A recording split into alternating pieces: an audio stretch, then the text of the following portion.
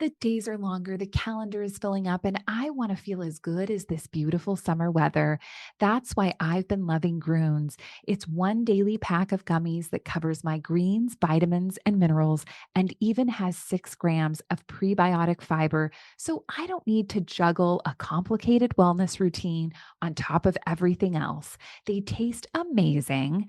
They're easy to toss in my bag on the go. Plus, they're vegan, gluten-free, and HSA, FSA eligible for reimbursement. Save up to 52% off with promo code podcast at gruns.co. That's code podcast at gruns.co.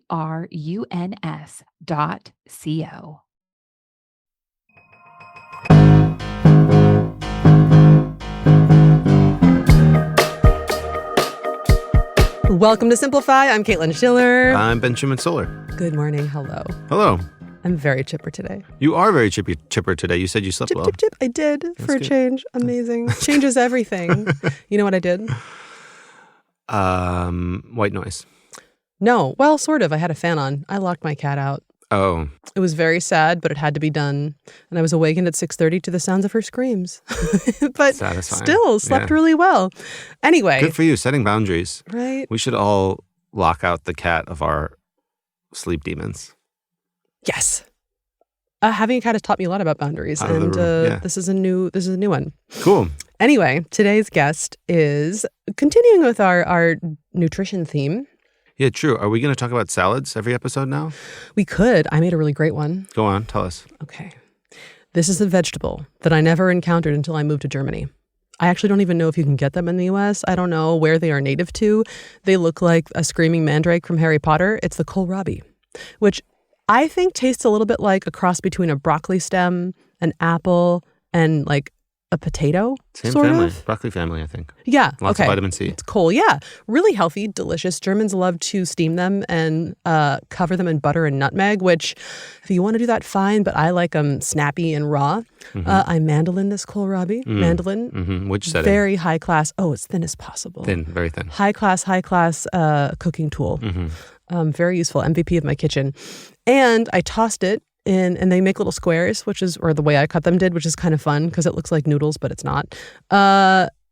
Thinly sliced kohlrabi, walnut oil, sherry vinegar, tossed with fresh oregano and thyme and some chili flakes with some toasted walnuts and a little bit of Parmesan cheese on top. Yummy. Delicious. Thank you. A salad. Thank It's you. a salad. That's definitely a salad. You're welcome. Today's salad was brought to you by...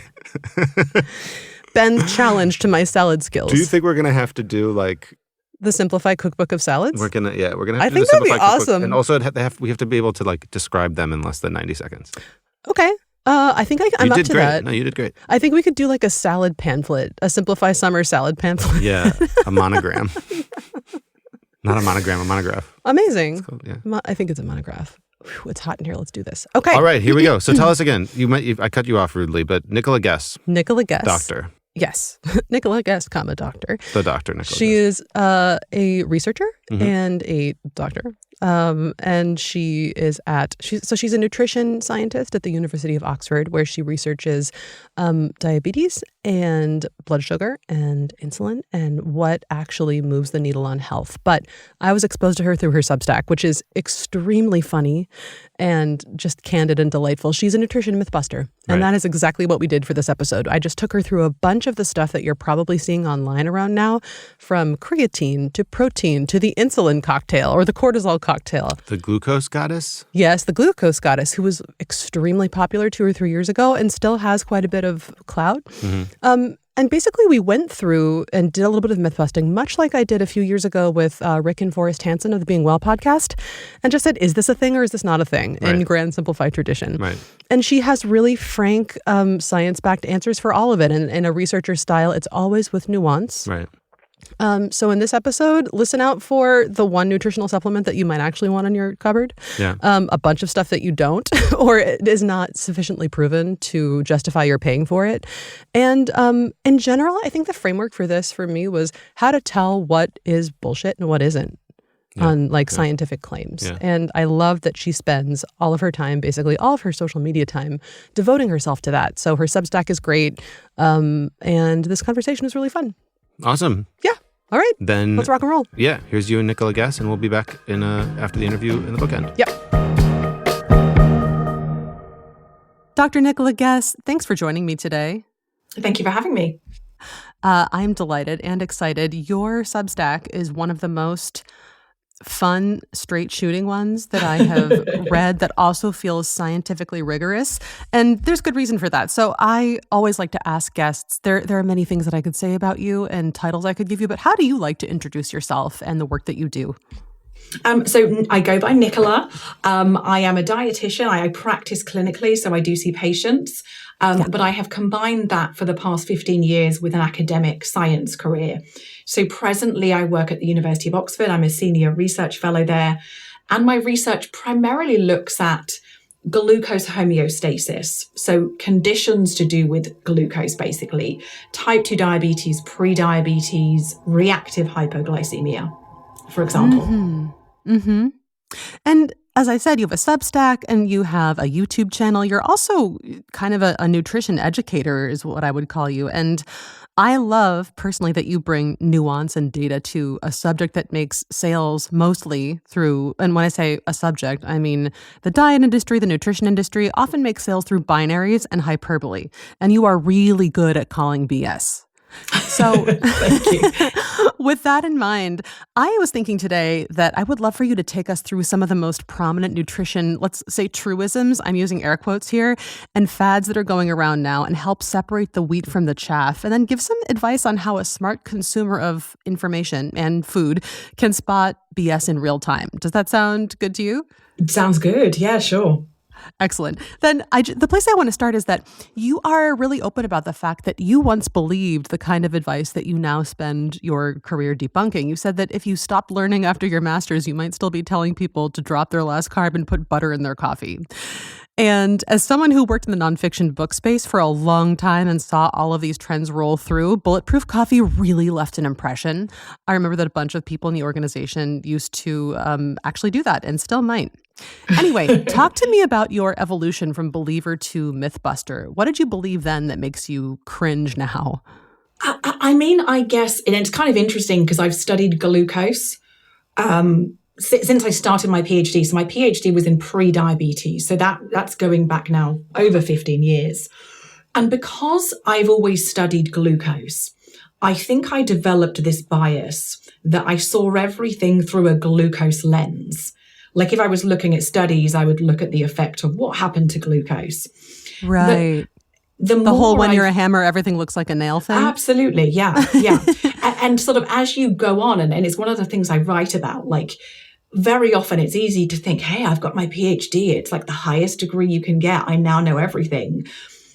A PhD is the starting point of a very long journey. What you know with a PhD is a very, very narrow area of science, and you know it in depth.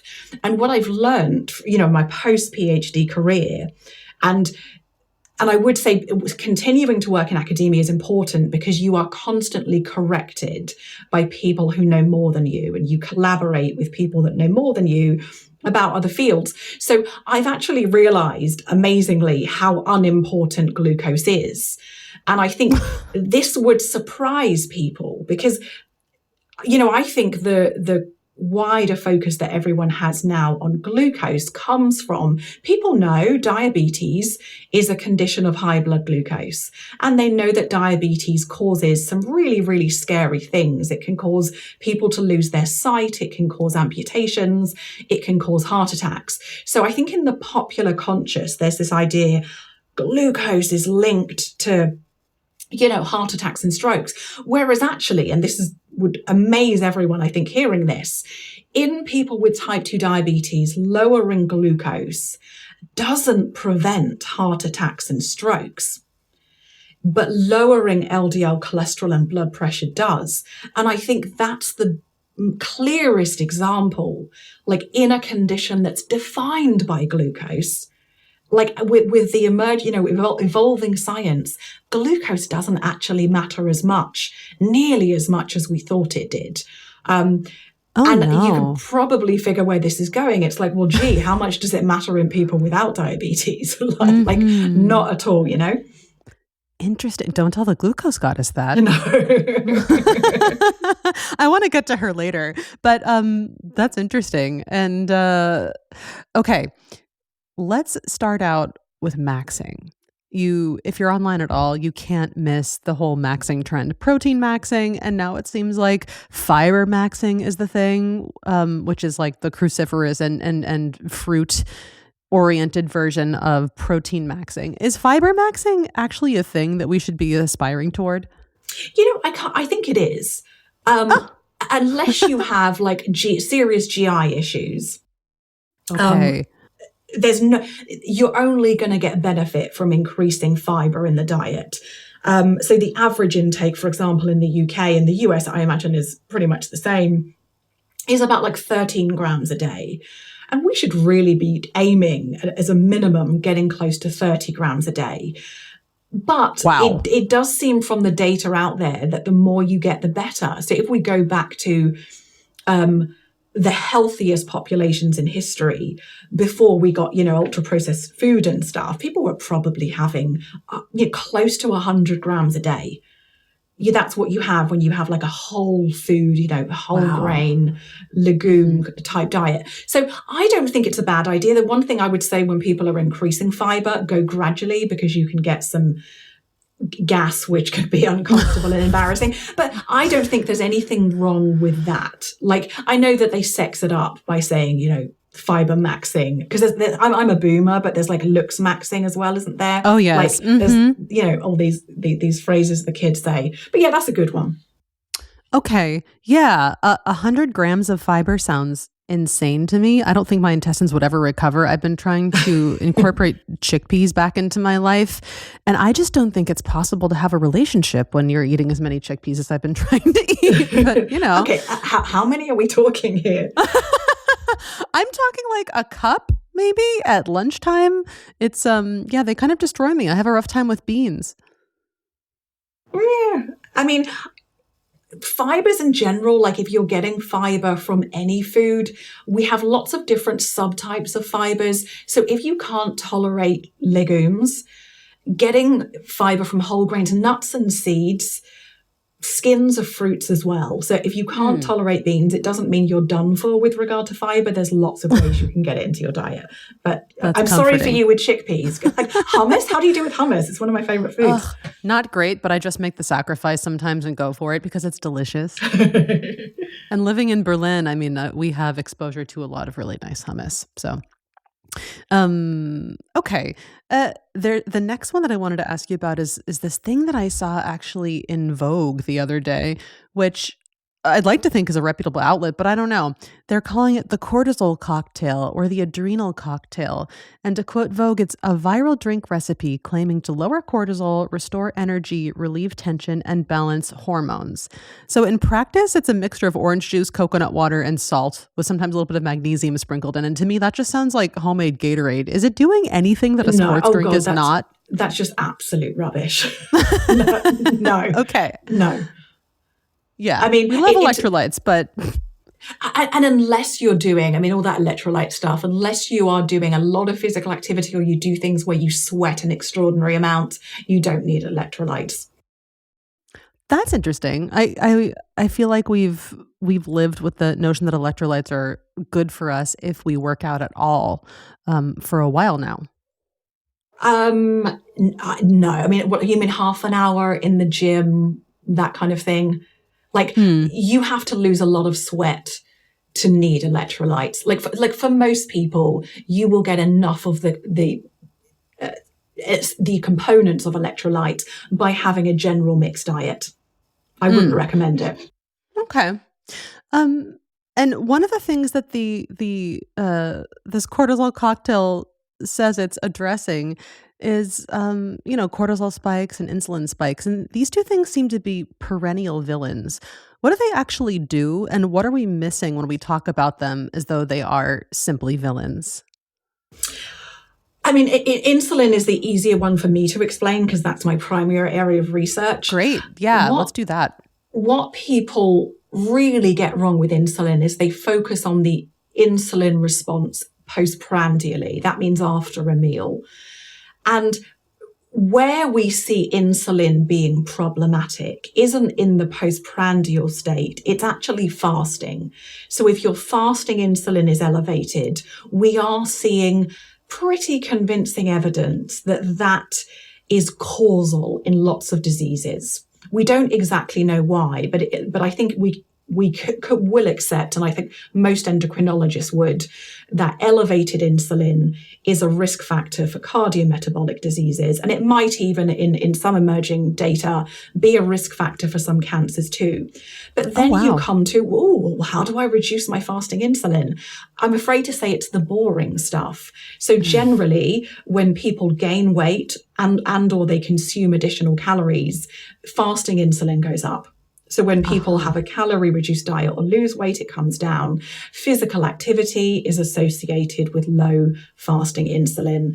In terms of diet, more fiber. So again, any way you can get it, whether it's chickpeas or not, fiber is probably going to help reduce fasting insulin.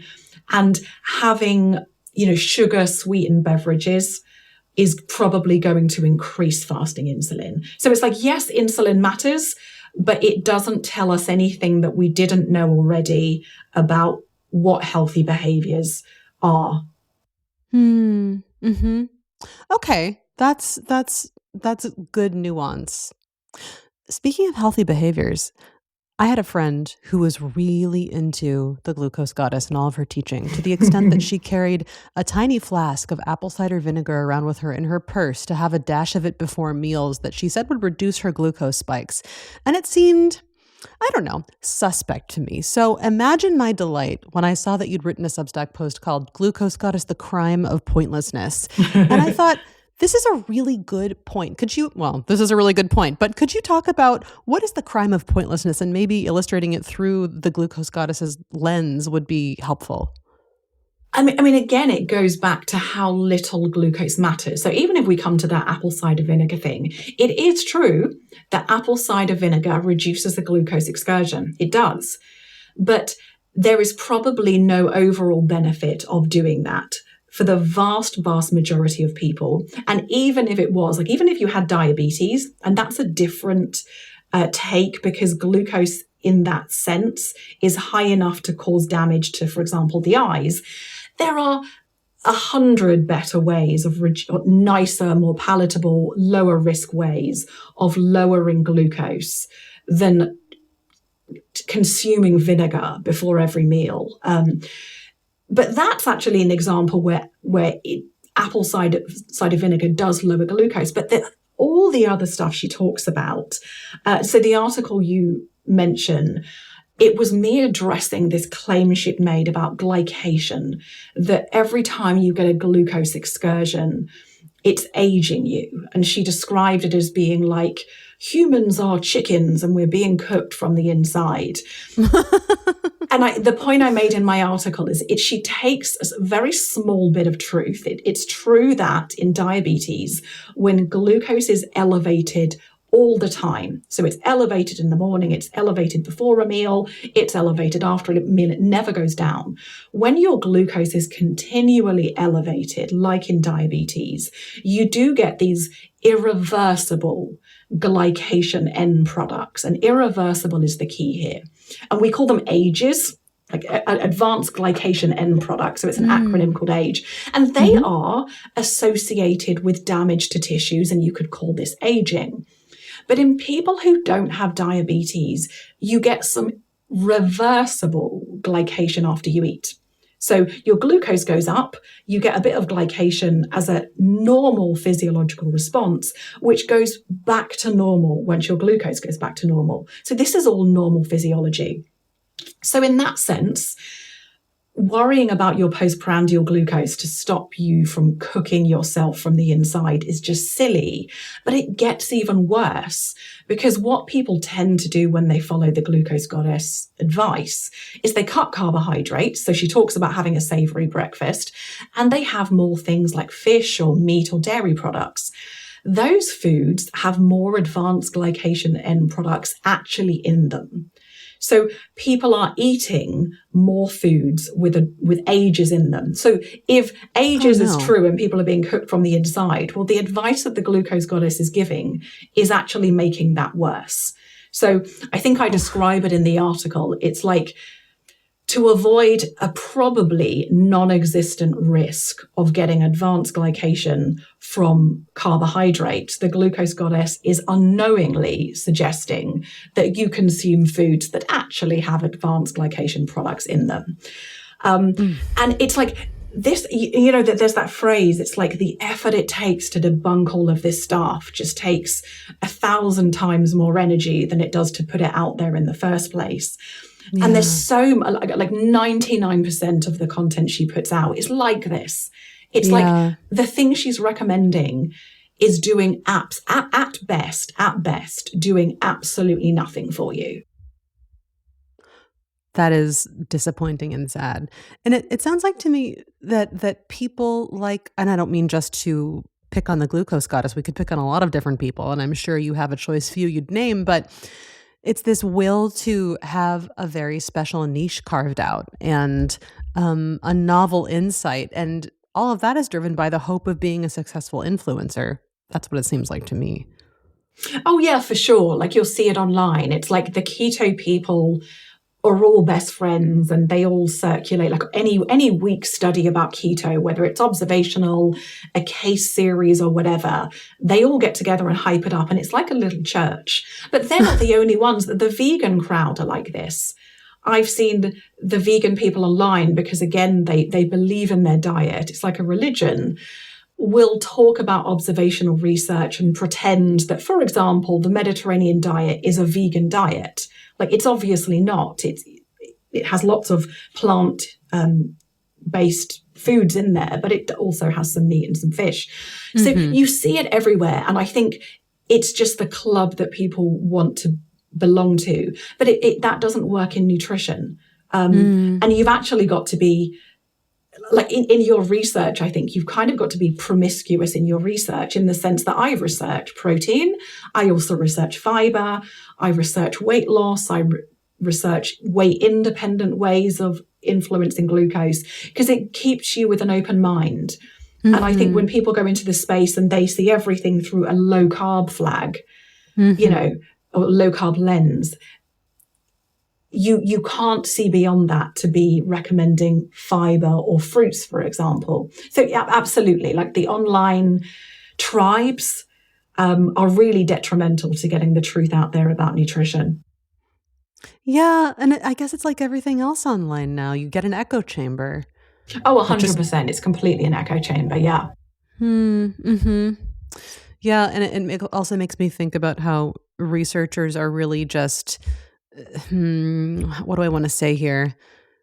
It's so important these days to have a varied media diet of absolutely every kind, whether you're reading politics or financial news, because a single source and a single lens is not going to give you the whole truth that's out there, and nutrition is exactly the same.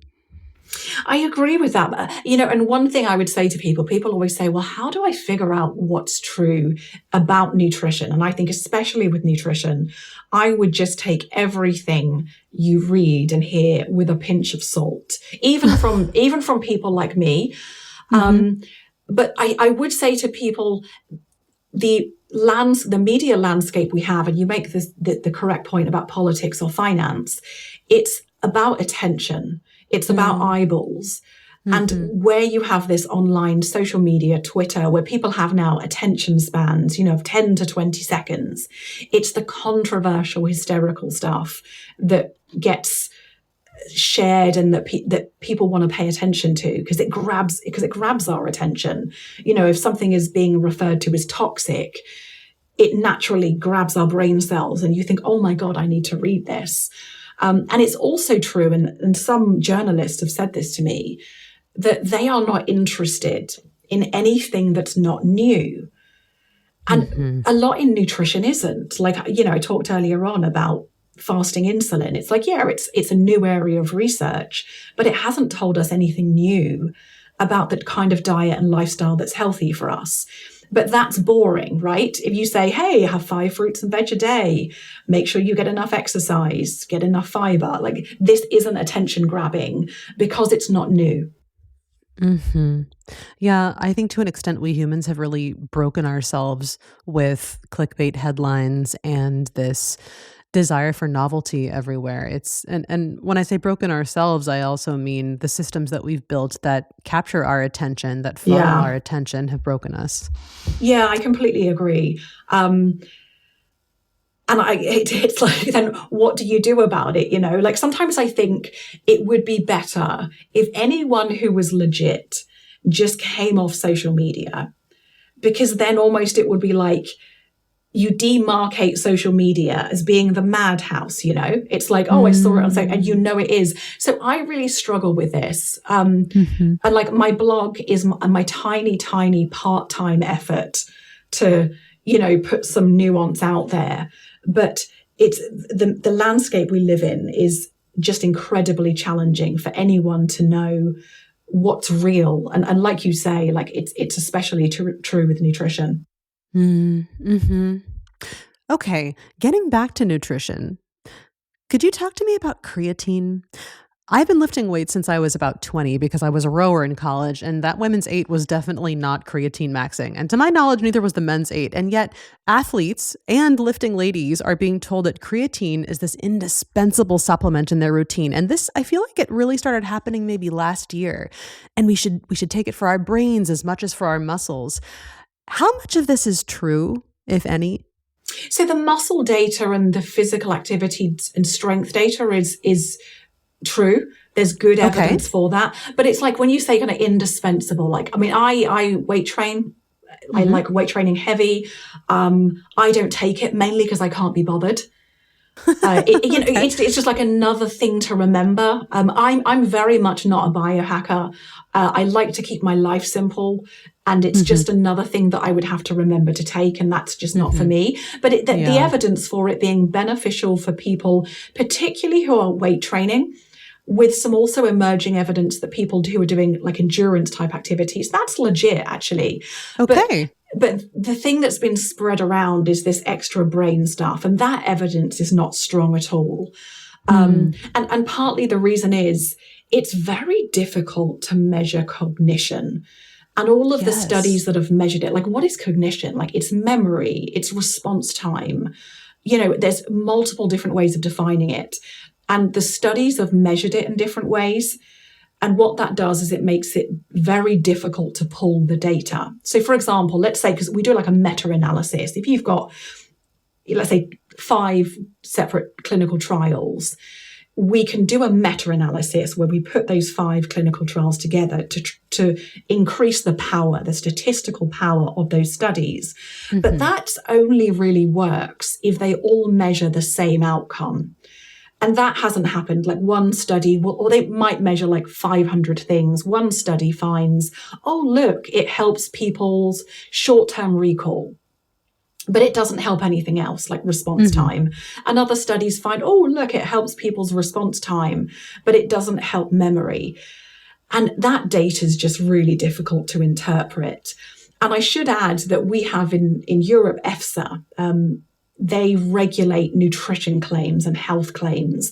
They did review the data on creatine and cognition and just said the evidence is not there yet. Okay, good to know. Okay, so creatine for muscles and training, yes. Creatine for cognition, hold off on that. Yeah, and I would say so with creatine, particularly with heavyweight training, basically what it does is it gives you more energy to do more hard reps. So depending on your goals, that's great. But if you enjoy weight training, you can get the benefits of weight training without creatine. Just going to the gym, building muscles, challenging yourself. That's what I like. I don't necessarily care about the weight itself. I like just pushing myself to go up each time. So I wouldn't ever say creatine's indispensable, but you don't need it for cognition. That's excellent. Also, I'm just so happy to know that that's one more supplement that I don't have to spend money on. Right. And just something else, like I take protein powder because that's the thing that I find personally helps, because I do running and all of that too. Personally, making sure I keep my protein high makes me feel better, and I try to aim for 1.6 grams per kilogram. But that's the only powder or supplement that is in my cupboard. That's really good to know. Next to magnesium and something for my hair and nails, that's the only one that I currently use as well. And I find that I like it. I also think it's very unrealistic for a woman in her 40s and above, or really just people in general, to get that many grams of protein in during the day if you're not actively supplementing a little bit, especially if you eat mostly vegetarian, which I do. Yeah, I'm also predominantly plant-based. So if you're relying on like tofu, for example, I have a lot of plant-based meat alternatives, which are a little bit lower. So yeah, absolutely. That just helps me making sure I'm getting close to 1.6. Yeah. And is it 1.6 per kilogram of body mass, period, or lean body mass? Because I remember reading both things and I can never keep them straight. I'm not going to answer that because I'm not 100% sure.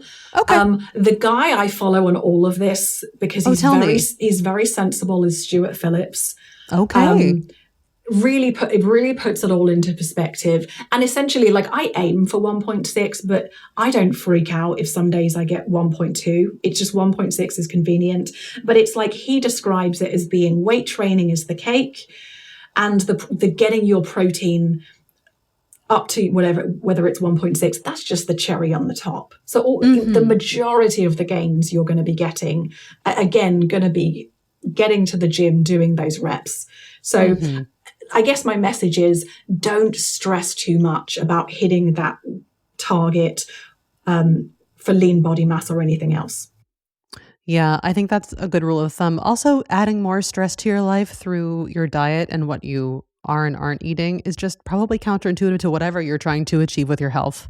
Yeah, I know a minority of people who love chasing the numbers. They don't get anxious about it. Some of them wear sleep monitors. Biohackers. All these. I know some people who absolutely love this stuff, and they genuinely seem to, thrive on all of these measurements. But I think for most people, they want to plan their meals primarily for ease, convenience, enjoyment, with trying to hit most of their nutrition targets, but not being crazy about it. Yeah, that sounds sensible and healthy to me. Okay, another thing I wanted to ask you about is ultra-processed foods. My co-host Ben loves an afternoon Snickers bar every now and then, and while I do eat mostly whole foods, whenever I go back to the US to visit my family, there are a couple of cereals that I love and I look forward to eating. First of all, what qualifies as an ultra-processed food? I mean, I'm not going to give you an answer on that because I don't agree with the way we're defining them. Okay. So there are different classifications, and it's one of the classifications is the wording is something like, if it's packaged in a certain way, or if it's got a certain number of ingredients. And one of the reasons I disagree with that is, for example, butter will have one ingredient, or it might say 2 on the packet. It's not a health food. It's still unhealthy for us, even though it's a whole unprocessed or minimally processed food. Likewise, whether something is commercially driven doesn't tell us anything about the effect it has on us. And I also worried, like I mentioned to you, I eat mostly plant-based. I have soy milk. That is by the definitions an ultra-processed food. Right. But is it unhealthy? That is not, I don't think it makes a difference. I don't think we can make these distinctions in nutrition. So soy milk compared to, let's say, semi-skimmed or skim milk has some positives, but it has some negatives. So the positives is it has soy. Soy, we think, can help prevent cardiovascular disease by reducing ApoB. But at the same time, there might be, that's what most of the evidence is telling us. It's it's a small effect, but it's a good one with soy products. Cool. But at the same time, there might be something about the dairy matrix that may have other benefits for us. for example, in the colon. So it's kind of swings and roundabouts. So when people are like, you should have semi-skim milk or soy milk, I would say they are both part of a healthy diet, and it depends on what you have around it. Oh my goodness. The dairy matrix puts so many visions into my head of like people plugged into giant vats of milk. It sounds like it's all just a trade-off, and it depends on how much you want to research, and you should just kind of understand, if you're being a savvy consumer, that whatever you eat or choose not to eat is going to have some drawbacks and some benefits. Throughout this conversation, I've been so pleasantly, maybe mollified isn't the right word, but I've found it very soothing that you're quite balanced about everything that you're saying, and I think that is the opposite of a lot of what we see on Instagram for nutrition advice or on YouTube even. Are there any tells of a bad piece of diet or nutrition advice? I mean, I would say, like, when I'm advising people on like how to negotiate like social media or whatever, anything that looks like it's deliberately attention grabbing. So like a bit hysterical, if it's being very definitive, like this food is like lettuce, or no, that's not a bad example, like cabbage and broccoli, you'll often see that they prevent cancer. One single food in the diet is not going to have a significant effect as a general rule. It's very, very rare that just one food is going to have a massive, massive effect. It really is the overall diet. So whenever you're seeing, I don't know whether this is a good way of explaining it, but something that sounds too good to be true. Yeah. And it usually is. Yeah. Nicola, if you could leave people listening with just one thing to keep about nutrition, about processing nutrition information online, anything we've talked about today, what would that thing be? So I would say, like, the one practical bit of advice that is for the vast, vast majority, like 90% of the population, is have half of your plate, to the extent possible, in your lunch and dinner be whole unprocessed fruits or vegetables. So whether it's salad, whether it's veggies, whether it's fruit, it's going to lower the energy density of your diet, give you a bunch of phytonutrients, a bunch of fiber. You can't really go wrong with that. Really good advice, I think. Okay. Dr. Nicola Guest, thank you so much for taking the time to talk today. It's been a delight. Not at all. It's been a pleasure. Thank you very much for having me. Oh, wonderful.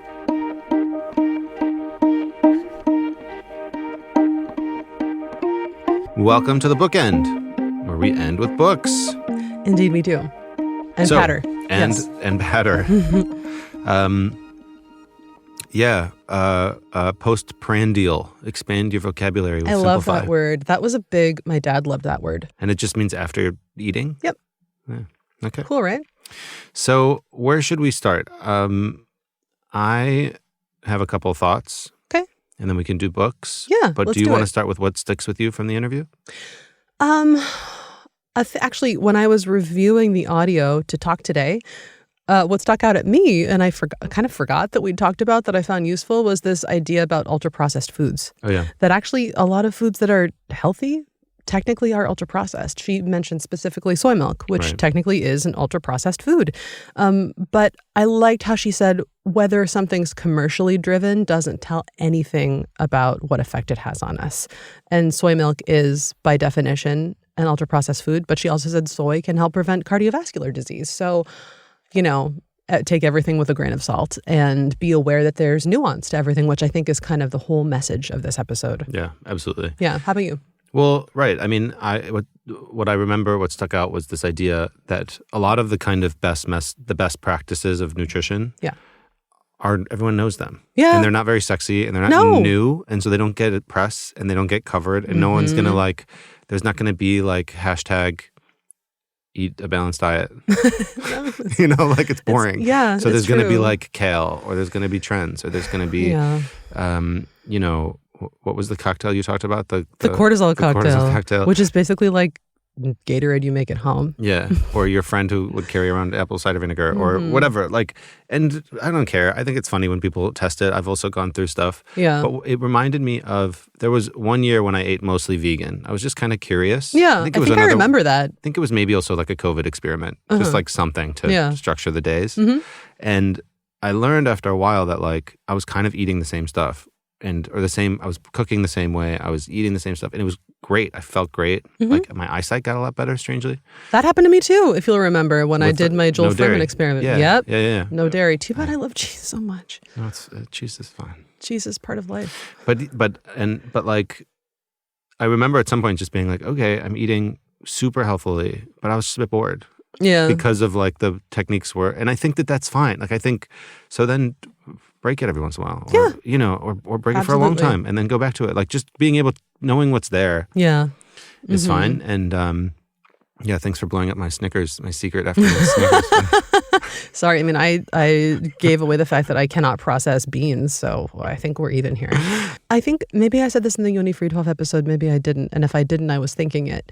Much like with astrology and human design and really any kind of system you can use to identify your tendencies, Enneagram, whatever it is. I see diet very similarly. Like there are different frameworks you can look at and you can take different things from them. You can have your vegan experiment. And then what happens after you've looked at your nutritional world through that lens? You have some new tools. You discover you like kohlrabi. Right. Maybe you eat more beans naturally. I do really think that doing that Joel Fuhrman experiment years ago, that changed the way that I ate. It changed the composition of my plate. Yeah. Forever. But it's an awareness. That's an awareness exercise. That's just kind of, I mean, I think, Yoni Friedhoff was talking about keeping a food diary just to kind of know. I've done that for 2 weeks now. So interesting. My 9-year-old did it for school. And it was really cool because all of a sudden he was really aware and he was actually really motivated. I think there was some competition in the class. Yeah. And so he was like, I'm going to eat more vegetables or something. So he wanted to show off that he was. Yeah. But I do think that the awareness step of all this is really good. And it's not just like, what do I eat? But also it's like, what makes me feel a certain way. So like if I have, melty cheese omelets every morning. Yeah. Does it make me happy? Yes. Do I feel good? Sometimes, I don't know. I had melty cheese omelets for like years every morning. I just have like cheddar cheese and egg, like all the time. So good. And then at some point I like just didn't. Yeah. For whatever reason. And then I was like, I guess I don't need that every time. And then I like whatever. And that awareness, and I think that's a very simplified thing of just kind of doing stuff, testing something, to trying cultivate it out. awareness. Yeah. Seeing if it feels good. Yeah. Trying something out for a couple of weeks. Fasting, if you want to try intermittent fasting, if you want to try, like I used to fast one day a month just to kind of try it. So I was curious about the fasting trend. Yeah. And what it did was just point out how much I think about food. Yeah. When you have one day where you just don't think about meals, fantastic. But like my wife can't fast, like she can't. Like, I am so mean. Just can't. No, I can't either. I've heard that it's tougher on a lot of women. I don't know if that's a thing. Whatever, but it's these tests, and I appreciate Dr. Guess's down to earthedness. Yeah, me too. On it all. She was fun to talk to. Yeah. Yeah, nice. Yeah. And all the cooking stuff is actually a nice segue into books if you want to do books already. Yeah, for sure. Let's do it. So, because I brought a cookbook. You did? Yeah. Okay, what is it? Salt, Fat, Acid, Heat. Of course it is. Okay. I don't know if I've talked about it on Simplify before. No, but I know you love it. I love it because, this is a cookbook from 2017 by Samin Nosrat. There's a 2018 Netflix documentary, which is okay. Actually, I haven't watched it, but it's fine. I can't believe it's been almost 10 years since this book came out. Crazy. But it's a big cookbook. It's like 300 pages. And most of it is not recipes. Most of it is this model that she has, salt, fat, acid, heat, where like every time you approach cooking or preparing food, you have to think about these 4 elements. Yeah. And then she sort of breaks them down, like how they both like chemically kind of food science, but also how they affect taste, or how like salting at different times affects food in different ways, or direct heat and indirect heat, and then it creates again this kind of testing, playing with food, playing with stuff in a fun way. Like what if you did try and steam kohlrabi? What if you boiled kohlrabi? What if you grilled kohlrabi? What if you that's like heat, and then salt. When does the salt? Do you let it sit in salt and pull all the water out? Do you salt just before you eat? Do you use big flaky crystals, or do you use like really fine, or smoked salt or whatever? Yeah, I love wine. That's pretty good. So good.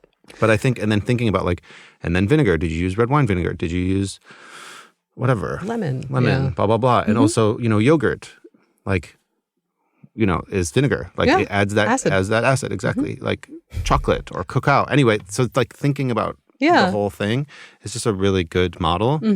And I think it's like the only cookbook I've ever really read. Yeah. Because it's like a nonfiction book, actually. That's cool. Nice. Yeah. What did you bring?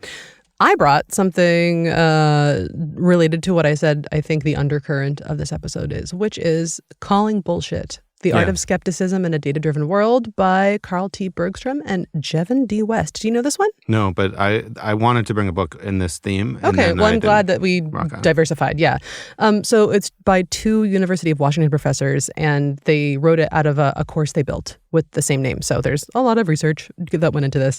And the entire project is teaching you how to spot BS dressed up as data. Awesome. Essentially. So a really good read for right now. And the core idea is that you don't need to be a subject expert to catch nonsense, much like with Nicola Guess. Yeah. She tries to educate people and arm them with frameworks and ways of thinking about what's out there so you don't fall prey to the big hyperbolic bullshit claims. Love it. Yeah, that's it. Cool. Phenomenal. Good episode. Okay. Simplify was produced by me, Caitlin Schiller. Oh, wait, sorry. Should we? We should also tell people that we've started recording these bookends and put them on YouTube. And it's we're coming to terms with the video thing. Speaking of testing, you look great. Everything's going fine. I'm not. We have some cameras here. I haven't come to terms with it. And we're trying it out. But so, yeah, if you listen to it all the way to the end, then you're probably a hardcore Simplify listener, or at least find something valuable. So you could check us out on YouTube. You don't have to. We'll still put this out as audio also. And again, it's another thing we're trying for a few months and see what difference it makes. Yeah. Mm-hmm. Cool. All right. Are we ready now? Simplify was produced by me, Caitlin Schiller, Ben Schuman-Stoler, and João Lucas for Kollo Media here in the beautiful Kollo Media studios in the back of Chapters Bookshop in Berlin, Germany. Until next time, check it out. Check it out. Bye. Bye.